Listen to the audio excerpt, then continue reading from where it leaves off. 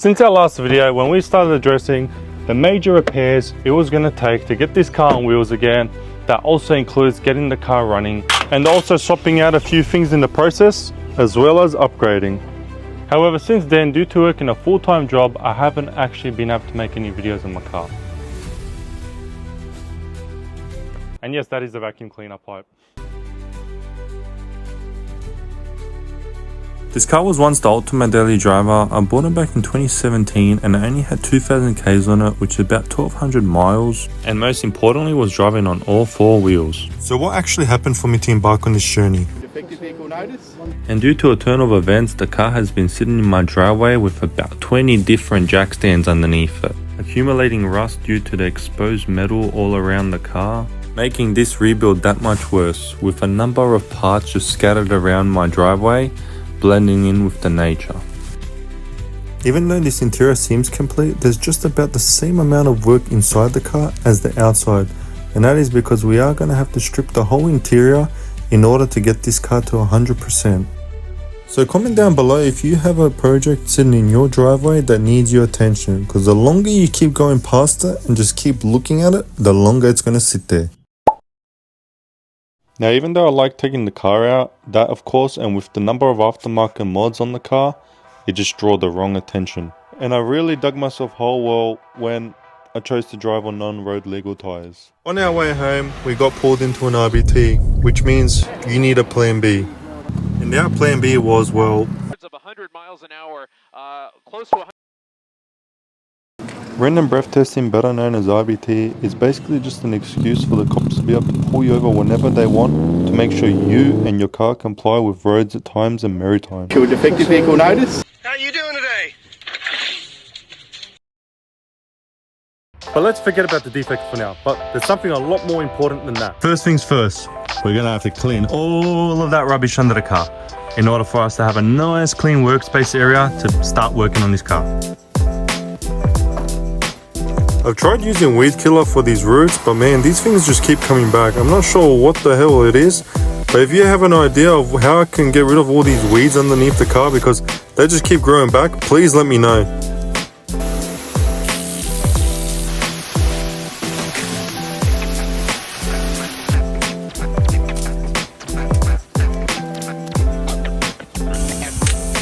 Doesn't that look so much better? Now we've got everything trimmed up. Now we've got a nice passage there so we can actually work on the car on this side without having trees up our arse. I'm definitely not good at trimming bushes, but I bet you Edward Scissorhand would have been impressed with that one. Considering this car's been sitting outside for so long, I'm actually very impressed with how it's holding up. Yeah, there's a bit of peel and clear coat, but I mean, that's just the usual with carbon bonnets. Because they come with such a light coat of clear coat, hence why it's peeling due to sun exposure. You can really see how much work I still have left to do on this car. We've got a shit ton of seam seal to still remove and a ton of rust to sand back down well because I am building this thing in my driveway. It is going to look a lot worse because we still have a ton of parts that must come off the car before it starts looking any better. I'm not exactly sure what happened to the two driver's side jacking points. It definitely wasn't me. It would have been before my ownership or while the car was getting repaired. But I think I have a rough idea of what exactly happened.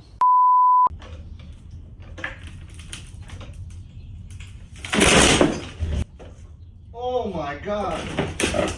I had a minor accident where this part got actually pushed in, and as you can tell, they've pretty much just used the panels. You can see here that's so banged up that they've just left it and they've just straightened it out. It's a lot worse from the inside. Boot lid's locked, so I can't show you that, but you can see the bolts that are very wonky. Coming to the back, you can actually see this as well. They've hammered it and you can see how wonky that is.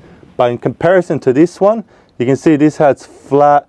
There's one of these missing right here, but if we'll take a look at the other side, you'll see the difference. And here you can now see the difference. So we have a bit of a lip here. They've completely shaved it down, and obviously there's that nut that's missing. So yeah, now we've got a new one of these on order. And then don't even get me started on the welds. As you can see, I don't even think these, you can't even call these welds. I don't know what this is. They should have just bonded it with glue or something. I think that would have looked a lot better than what they've done here. Lucky enough, it's only this, and this is easy to replace, which is really great news. People like this should not be in business, so we're gonna fix it ourselves. Before we start repairing anything, we first got to remove all exterior parts including the side skirt. Lucky enough, we only needed a little bit of elbow grease, however it did have a ton of double-sided tape, but nothing that we can't sort out.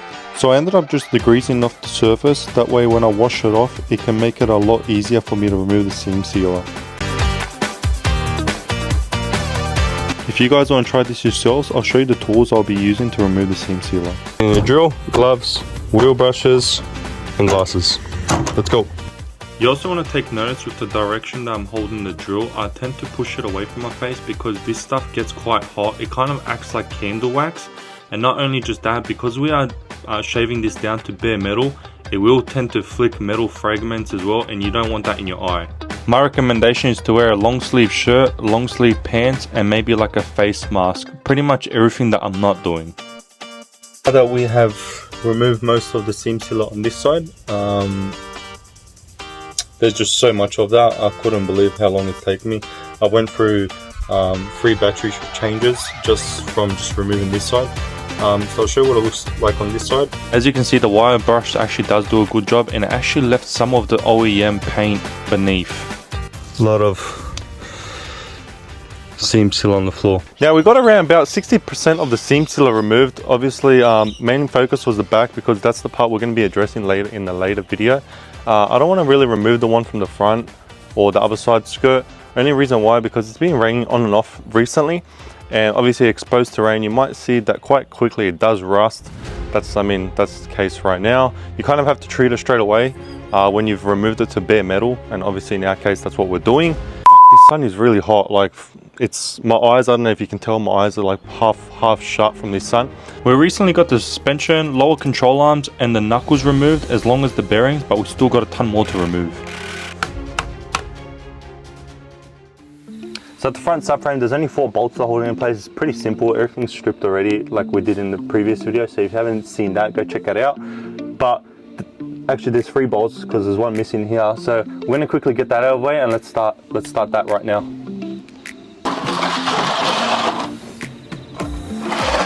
Now I really don't like working under the car like this, especially when it's on jack stands. Lucky I do have about 20 jack stands underneath the car. But if I had a 2-post lift, this would be so much safer and so much easier, because you can probably see in what type of gap I'm dealing with. I don't have much headroom or headspace. Therefore, by the time I finish this video, I'm gonna have a ton of back pain, and I need one of those 1-hour massages. There was only 2 plugs that had to get unplugged, and that was the sump and the steering rack column.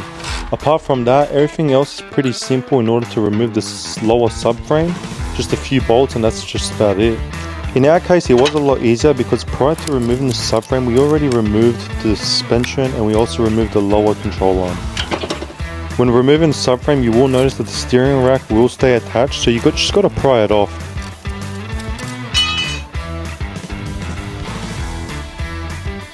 Now that we got the front subframe off, we can both see them side by side. You can see the big difference between the front subframe and the rear subframe. So you can see the comparison between the front one and you can see the rear one. The rear one's obviously a lot chunkier. I like my ladies chunky. Oh, the front one, the rear one is stamped steel. I'm pretty sure those are stamped steel. As for this one, it's obviously cast aluminium. One thing I want to get out of the way, I want to go ahead and I'll straight away want to remove the 034 or 034, what some Americans might call it. We're going to remove the front sway bar. That's also obviously going to get powder coated. Apart from the aluminium part, we're going to go ahead and we're going to go buy that press, and we're going to push out bushings on there. I believe I've got to remove that as well. We'll see now.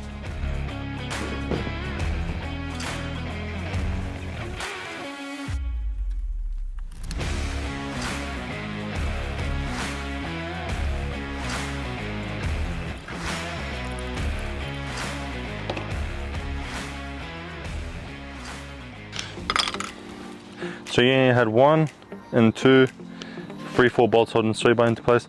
And now when I come to realize, pretty sure that's a bushing.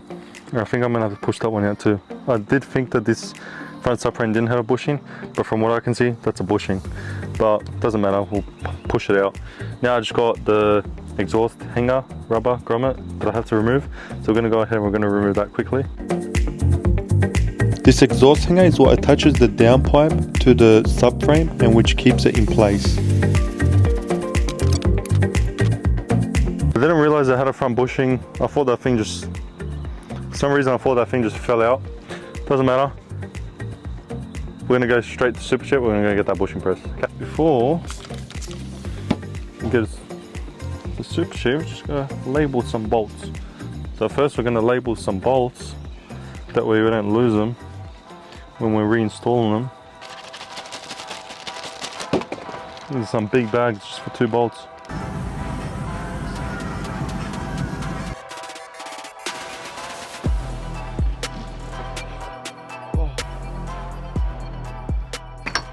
This is the bushing kit we went with. So shop press, as you can see, and then it also comes with this little, the little sizes and different various, and then you got the plates as well that sit on there.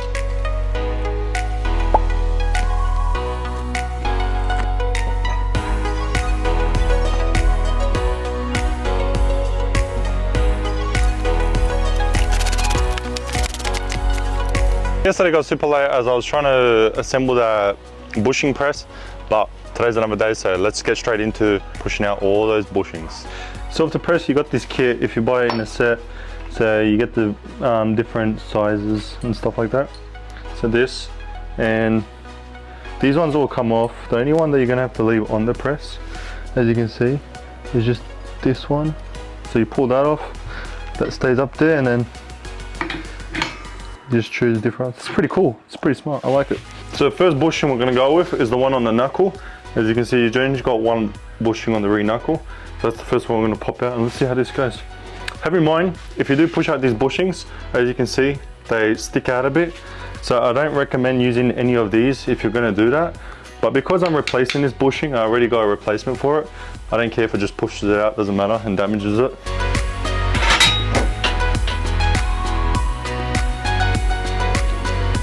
That has got to be one of the easiest bushings I've ever pushed out. But the setup, terrible. But the bushing press, amazing. Here I'm trying to figure out how I'm going to push out the next bushing on this front lower control arm because it's so long. But you'll see what I end up doing. After clearing 10 acres of forest, I got me 4x4. I'm not sure what car bootleg I fell out of to think that this was gonna be a good idea. Yeehaw!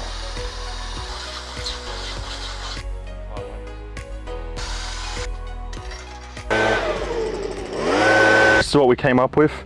So with this bushing press, you have these pins here, and then you have a certain height that you can put this bar up until. The problem I ran into is I didn't have enough clearance to push out this upper.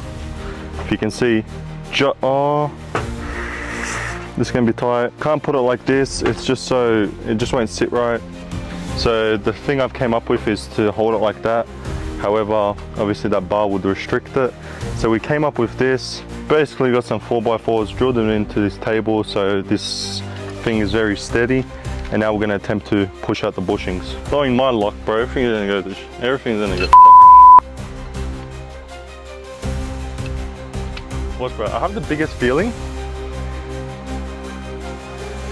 that it's just gonna crack right through that, but we're gonna see what happens. So I don't know how strong this table is. Nothing is strong enough. Now, it's always right into some fucking problem.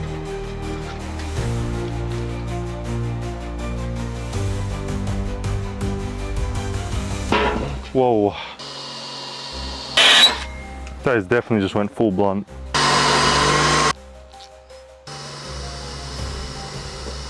Now the reason why I'm giving the area a good blow is because you can actually see how much metal fragments have been left behind, and because I'm working in slides, it's probably not a good idea. Now we've already failed at plan A, B, C, D, E, F and G. So here goes, what comes after G? K. Nothing's okay.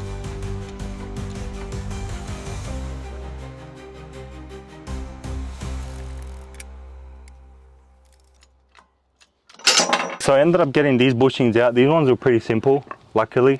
So that's what the bushing looks like. Yeah, it looks like it never even came out. So obviously they're gonna get reused. But as you can see, those came out really easy. The one I am having trouble with is probably this one. I think they just require a lot more pressure because they got this rubber lip, but I'm probably going to leave them last in case something catastrophic happens. Yeah, good idea, so mate. we're just going to jump on a lot easier ones, and we're going to start off with the rear lower control arms. So these are the ones that I'll probably do next. Actually, I'll probably do the trailing arms first.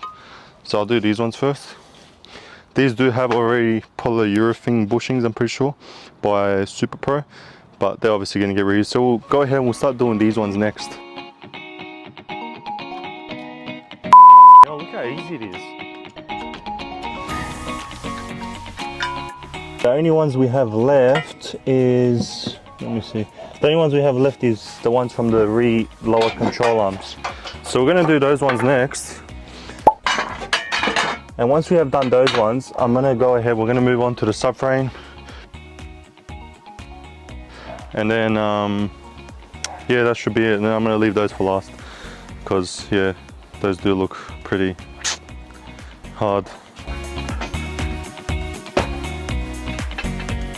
The problem I'm running into with the subframe is, as you can see, the subframe fits, but this thing's a lot far off than where the bushing is.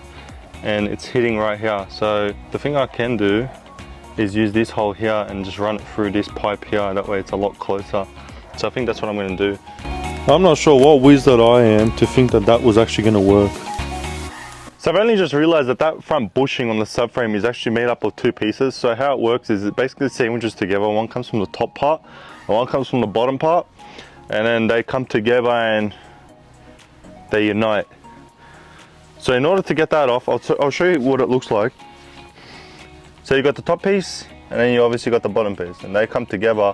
But in order to take this off, we're gonna need something round enough and big enough to push this down, because you don't want to push on the bush, like the center part, because obviously it's just rubber here, and it might just cave in. So you're gonna need something round enough, and that's where we get a nice old 60mm socket. This thing cost me 110 bucks. You know what you can buy for 110 bucks?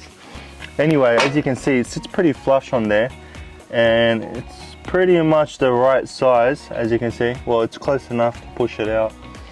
But believe you me, before I spent 110 bucks, I went ahead and I've attempted to push this thing out many other ways. But yeah, 110 bucks it is. I don't know if I'm going to be reusing that. Some people, believe it or not, that thing's plastic, so some people have cut that thing out, they sawed it out, but I might be reusing it, I might not be. It's about $150 replacement. Racing Line offer a billet one, so I might go with that. I'll see, but right now I just want to get it out, and yeah. I genuinely wish that I just cut this thing out, because this thing actually just became a headache. Once it gets into a gap, it expands, and as you can see, it's expanded and it's cracked here.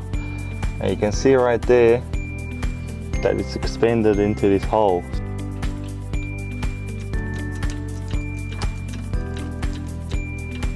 Houston, we have a problem. Bro, it looks like this thing looks like a toenail. I think something that I'm missing. Look at that. We're gonna go with billet, because there's no way I'm gonna get that back on. So the rear knuckles is what I want to get rid of next. Obviously I've already pushed out the bushings for that one. So the only thing that's left is obviously just to take off the bearings, and then they can go as well. And all we're left with is those two bushings, and then we have two bushings on the rear lower control arms. Let's just hope these knuckles don't give me a hard time like the front ones. You just got to, why has it got to spin for sake?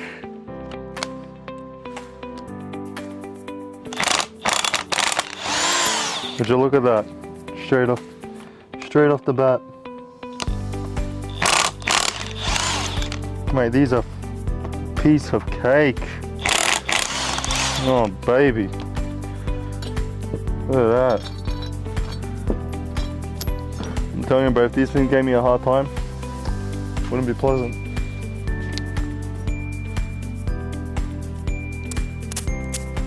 Not sure what the go was with the front bearing, but these ones just fall right off. Oh. Fall apart, so I mean. The bushings I want to attempt to push out next is the 034 or 034 front lower control arms.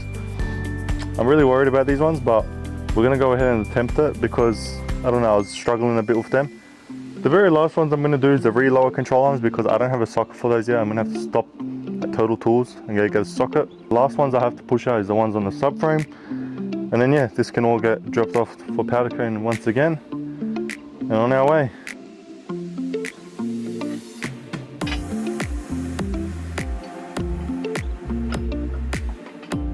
After the 1000th attempt, I actually started to realize what was the problem. However, it was a bit too late.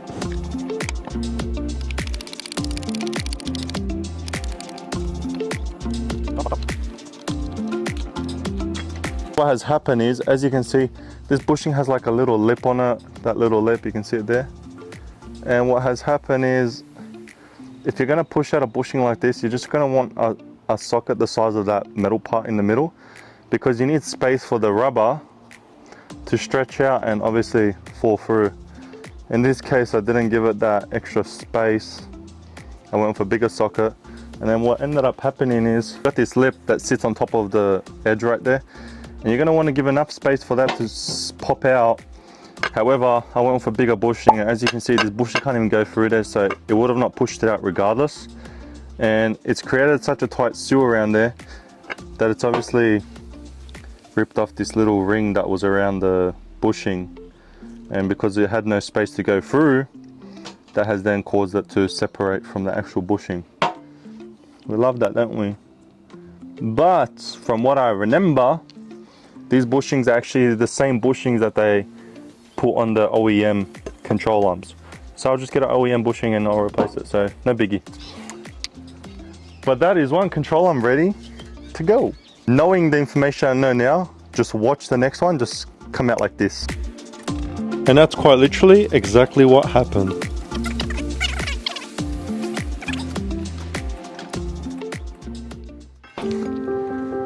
And that's what upsets me the most. You make a mistake by damaging something that needs replacement, and then the next time you do it, it goes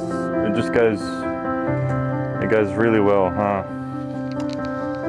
Like I said, I'm pretty sure it's just an OEM replacement, but like, fuck man, it's gonna cost me money. We don't got money. Then you have your dog bone. This is what mounts to the subframe, or to this bushing, should I say, and then to the gearbox. So basically, if I'm right, that goes in either that way, or it goes in that way. I'm really not sure. It doesn't really matter right now, but okay, it goes in that way. So it goes in, it sits there. And one thing I took a look at is now, which is really good that I spotted it, is the actual bushing inside here in the dog bone is actually cracked. I'm not sure if you can see that, but it's actually cracked. So the good thing about that is we're going to replace it. So with the billet bushing that I saw from, I believe it was Racing Line, it also comes with a dog bone. So billet dog bone, billet bushing. So that's good because we can replace both of them. So I believe we got everything out of the way apart from the rear control arms, rear lower ones. I'm going to do those later. One thing I want to do now is that rear subframe, because that thing's been eyeballing me all day. So we have 4 bushings on that to remove, and that's about it. And they look pretty simple, and they're going to be replaced with billet ones. So there's no point of keeping them, so I don't really care if they get mangled or torn or whatever. But yeah, we're going to do that one, and then I'm pretty sure we're good to just drop everything off. So yeah, let's get started.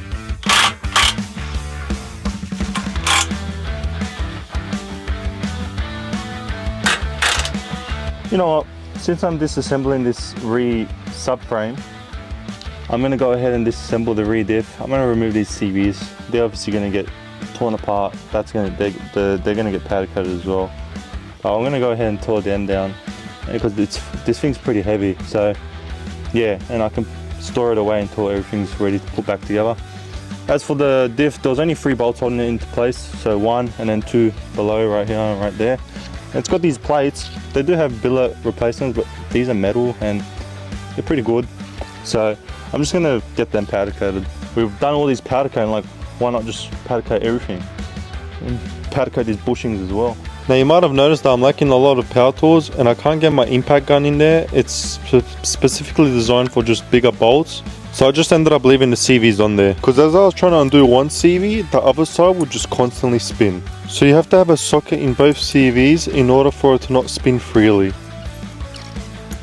Next thing I'm doing is just removing these clips, and these are designed to hold the hard lines in place. In other words, the brake lines that are located at the back of the car, which runs to the front main brake booster.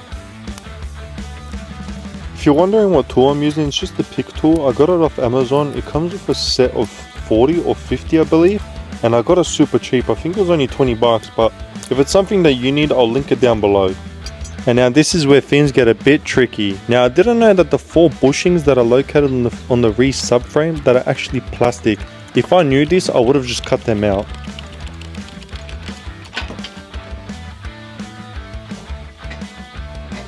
I honestly never thought this subframe would be so easy.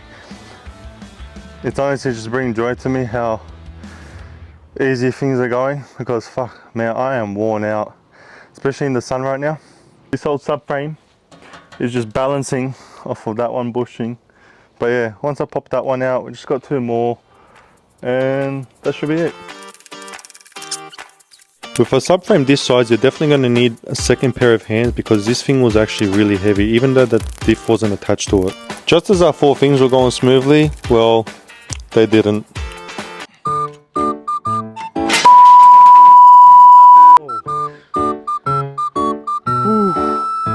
After going against gravity, I was back on the right path.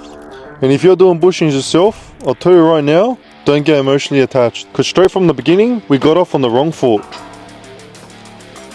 So I managed to get all the bushings out of that rear subframe. It was a bit of a headache the last 2 bushings because of how uneven it was sitting on the press. Apart from that, that's all out now. So we do have 2 more left bushings on the rear lower control arms. I need to go get a socket for that. That subframe's ready to go. Saw the rest of these parts here. So that's full of shit. So what I ended up doing, I went to Total Tools. I got that socket that I needed to remove the last 2 bushings. So I'm gonna quickly pop those out. If you guys have better solutions to removing these bushings, please enlighten me, because paying hundreds of dollars for sockets is just not one of them. Especially if it's just like a one-time use thing. If you got this far into the video, thank you so much for the support and for participating. Please like, subscribe, and I'll see you in the next one. Yeehaw!